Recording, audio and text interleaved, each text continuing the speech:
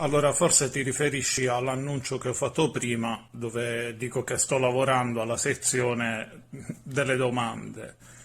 Eh, Esperimento in che modo? Siccome io non posso avere la pretesa che tutti i miei iscritti commentino pubblicamente, ho deciso di fare un esperimento, cioè ma andrò a prendere le domande non solo dai messaggi privati, che quello già lo facevo prima, ma andrò a prendere proprio le domande in giro.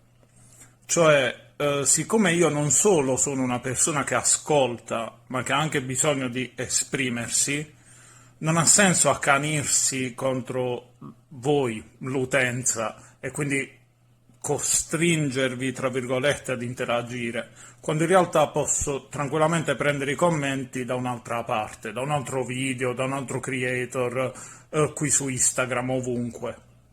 Allora, cerco di dirlo nella maniera più semplice possibile al fine di essere compreso da tutti.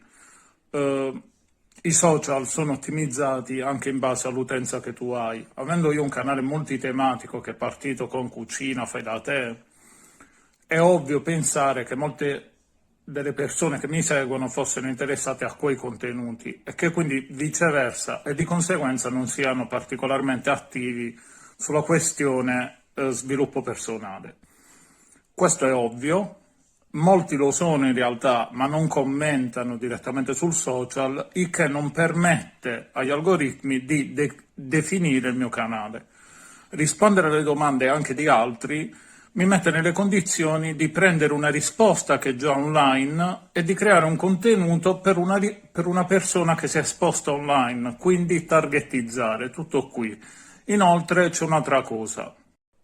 Oltre alla questione della targetizzazione del canale, ci sarebbe un'alternativa che il social ti propone in maniera molto velata, e cioè dovrei rimuovere dai miei contatti tutte quelle persone che non fanno parte della mia nicchia, tutti praticamente. Quindi è una cosa assurda da pensare e non lo farò. Facendo in quel modo sblocco anche l'interesse di chi già mi segue e che magari non ha l'iniziativa di farmi una domanda, ma no che le domande non le ha proprio, e così io mi posso regolare anche sulla base sì del multitematico, ma di un multitematico che però riesce a coinvolgere il pubblico e solo successivamente filtrare l'utenza, cosa che prima o poi dovrò fare, ma che non voglio fare assolutamente ora perché non ho delle basi solide sostanzialmente. Attenzione però, con la questione del rimuovere non intendo dire che rimuoverò tutti, assolutamente no. Andrò a rimuovere quelli che sono i canali che io non seguo e con cui non ci parlo, perché sono dei numeri che riempiono e che influenzano e non meritano di influenzare obiettivamente, perché anche quelle persone lì vanno ad influenzare il mio algoritmo, vanno ad influenzare i consigliati, vanno ad influenzare addirittura, vi faccio un esempio per Instagram, i consigliati delle amicizie. Perché? Perché la segue quella persona con cui io non parlo, oppure che a sua volta non mi segue. Essendo una pagina dedicata al canale Mixtube, è giusto che accada all'inverso, ma dal mio punto di vista penso che sia giusto dare più importanza a chi investe tempo per supportarmi.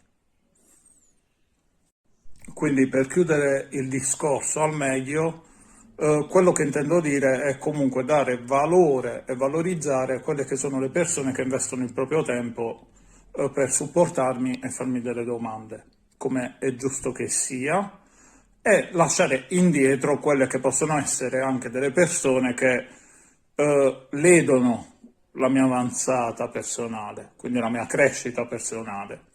Anche perché molti di voi mi hanno confessato che hanno difficoltà a consigliare il mio canale perché poi hanno paura che io disperda le mie attenzioni come accade con i canali più grandi, cosa che mi impegno a fare ormai da 5 anni, ma che però non posso arginare questo problema.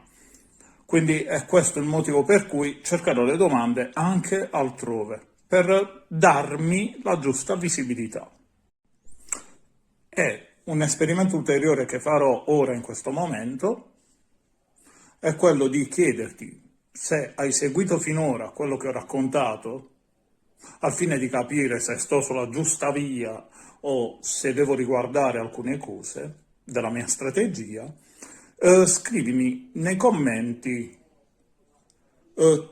ti ho seguito, così io capisco che chi guarda segue, chi segue interagisce e io mi regolo un po' sulle cose che ho detto, perché posso capire che qualcuno possa pensare di offendersi, ma sostanzialmente l'utilità ha due sensi, cioè se mi richiede attenzioni e poi non me ne dai,